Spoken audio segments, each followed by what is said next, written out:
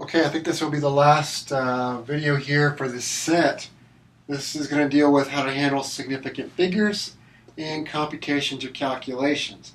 Now, it's not enough just to understand how many significant figures are present in a number, because usually we take those numbers which we measure and we perform calculations to convert units to basically better understand the system of study. So we have to figure out what's going to happen with our sig figs when we do these calculations, and we have to learn about some rules to honor when carrying out computations. Turns out this is not too terribly difficult, but I do want to go over it, spend a little bit of time, and give you some sample problems. There's two different rules that you need to remember. The first one applies to addition and subtraction, and only addition and subtraction. The second rule applies to operations which are multiplication or division. You use the rule for whichever mathematical application that you're carrying out. So for addition or subtraction, the rule there is relatively straightforward, okay? It is that the answer or the result of the addition or subtraction must have the same number of decimal places as the least precisely known value. So to see this rule in action, let's pretend that you're going to add two numbers. It could be subtraction. You'd use the same rule, okay? But we're going to add two numbers together. The first number is 20.1. The second number is 15.0000000094172. Now I'm going to add these two together. What should I report my result as, considering significant figures? Now this is kind of an extreme answer, but if I'm following this rule, my result should be 35.1. The reason why, even though I have measured this value, 15.000094172, right, extremely precisely. I mean, look how many decimal digits of precision I've been able to achieve there. Very, very precise measurement. So that's wonderful, okay? However, my other number is only got one digit of precision to the right of the decimal point. So if I add these two together, this number and the fact that I only have one sig fig to the right of the decimal point limits my answer's precision.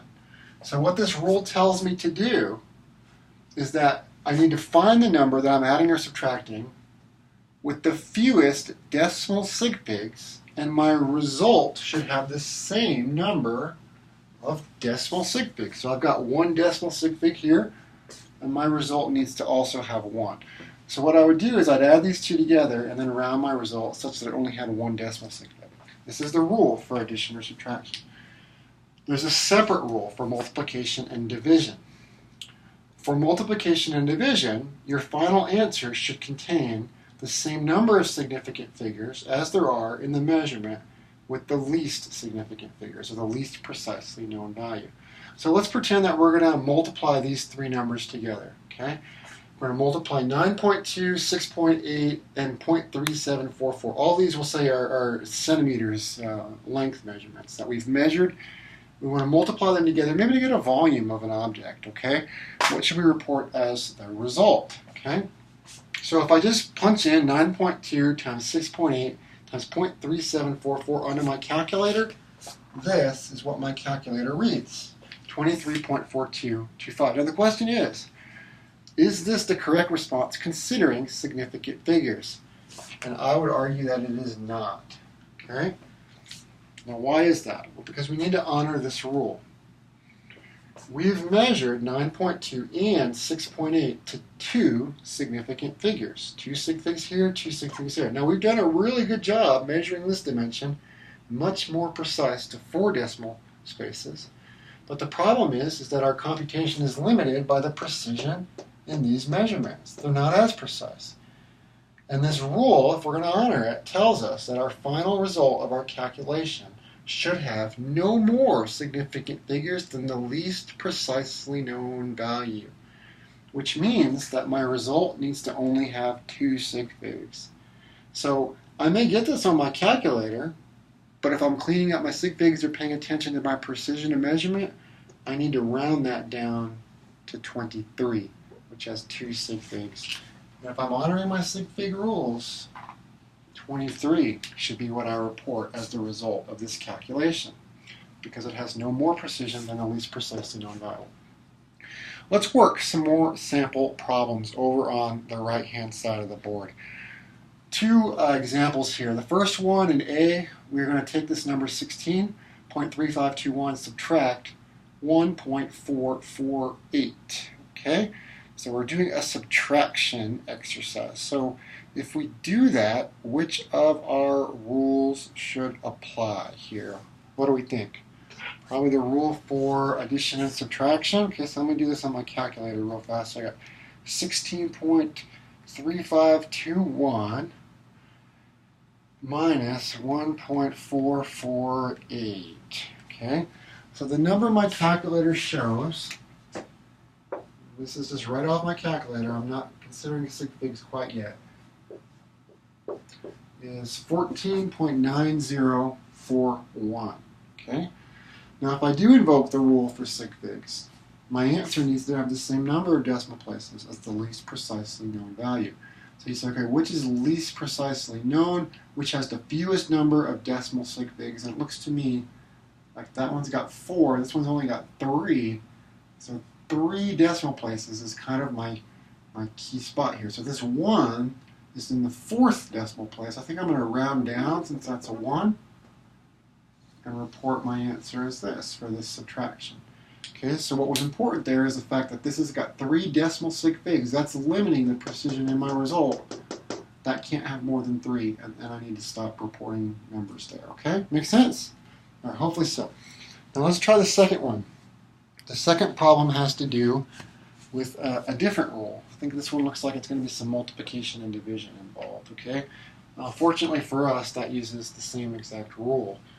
So we can kind of just honor it one time and at the end, and we're good to go. Which is sort of the way to go with these problems, as it turns out as well. Unless you've got a sequential operation as governed by the parentheses, then you kind of follow the mathematical order of operations. But in a case like this, I think you can honor the sig fig rule at the end, and you'll be okay. That's probably the best way to go. Just round at the end and honor the sig fig rule at the final point in the calculation. So in this particular case, it looks like we're given a mass of 4.8 times 10 to the 4th milligrams, and we're trying to compute a density almost. We're converting it to grams and then dividing by a volume, okay? So here's the gram conversion, milligrams in the bottom of our conversion factor, grams up top, so that the milligrams cancel, we're left with the grams, and then we divide by, this is the volume of an object or something, so it looks like we'll end up in units of grams per cubic centimeter, which is a density. So that's going to be our units, but here we really want to focus in on our sig figs, okay? So we take this number, we divide it by 1,000, and then we divide it by 11.55, okay? And if you do that, I think we get something around 4.16. Let me do it on my calculator to get me an exact number here.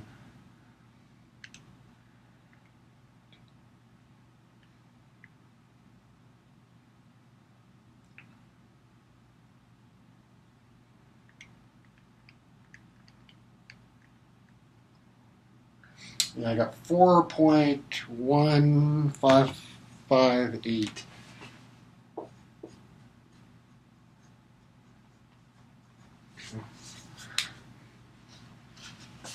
I'm going to erase the 4.6 for a second. I just copied that from the notes, but 4.1558 is what you get if you actually do the calculation on a calculator. And I wanted to do that because I did the math on the calculator, I got this number, and now I want to talk about, okay, well, how do we truncate that number to the right number of sig figs, okay? Now this problem is a little bit different than the last one. I mean, one is that we got to use the rule for multiplication and division, so that's definitely different. But another thing that's different about it is I've got another conversion factor in here involving my metric prefix, which is sort of interesting, okay? Now, the rule for multiplication and division says that the answer should have the same number of sig figs as there is present in the measurement with the least number of sig figs. So if I look at the number of sig figs everywhere, right, and I start counting and keeping track, right, looks like this one's got 4, okay? This one here has got how many? Looks like 3, because that zero's to the right of a decimal place and a non-zero number. But I say, okay, I'm looking at this one, oh boy, what about that one? I mean, is it 1 sig fig? Because there's no decimal point, right? So clearly these zeros must not be significant. If you thought that, you'd be incorrect, okay? This is involved in a conversion factor, milli to the base unit grams. It is by definition an exact number. It's 1000.00000000000 out to infinity, infinite zeros. By definition, it's 1000 to 1 is what we use for our milli prefix. So because this is an exact number, it never, ever, ever limits sig figs in the result. Okay. So as I'm looking at this is an exact number, infinite sig figs essentially. 4 here, 3 here. It seems like our answer should only have 3. Okay, so what I need to do is I probably need to round this one up. So I get this on my calculator, and then in my last step, right, I figured out how many sig figs that I'm allowed. I'm not going to over-report sig figs, so I'm only going to report 4.16 grams per cubic centimeter, and that represents the density of this particular object that I'm trying to measure. Okay, so this is another example problem. It shows you a little bit about how to keep track of sig figs in calculations. It's actually really important to do this in a measurement science because the answer that you get as a result of lab measure data, you don't want to overstate the precision in the answer. So it always goes back, so the approach really always goes back to your initial numbers. It links back to the original numbers that you actually measured. So the precision of your measuring device is ultimately reflected in your output, okay? And that's really important because we don't want to overstate precision.